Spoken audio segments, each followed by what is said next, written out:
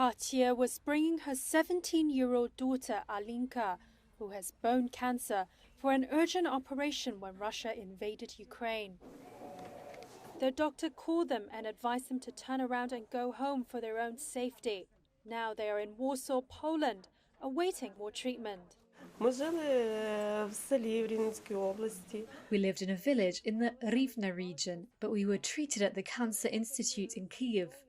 Since we had to interrupt our treatment there because of the war, we were invited to come here. We decided without hesitation because this is not only a war with our occupiers, but also a war for the life of our child.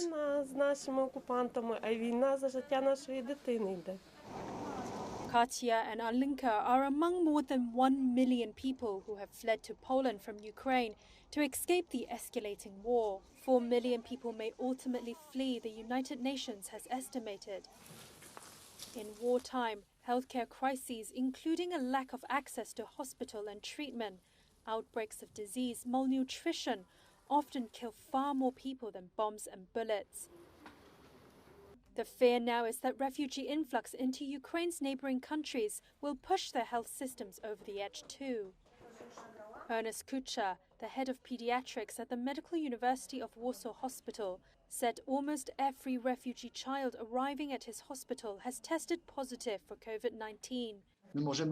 We can announce that we will treat all Ukrainian children, but I am afraid it is simply unrealistic. So we count on the support of other countries that are larger than us, not to say that they're richer. I know that some children with leukemia went to Italy. Some children went to Germany. Very good. However, we take the first hit on ourselves. In the short term, international humanitarian agencies, national governments and volunteers are scrambling to send trauma kits, emergency medication and ambulances to border crossing points with Ukraine. But all partners involved in the relief efforts said it was long-term or chronic needs, often among patients arriving without documentation, medication or the ability to speak the local language, that could prove the biggest challenge. Mental health is another area of concern as refugees cope with unthinkable trauma.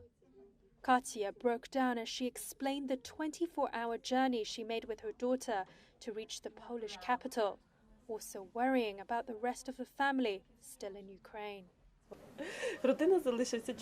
Family? My husband stayed behind with 3 children. But let's hope that everything will be quiet, peaceful, and we will go back to Ukraine, to our family, to my children.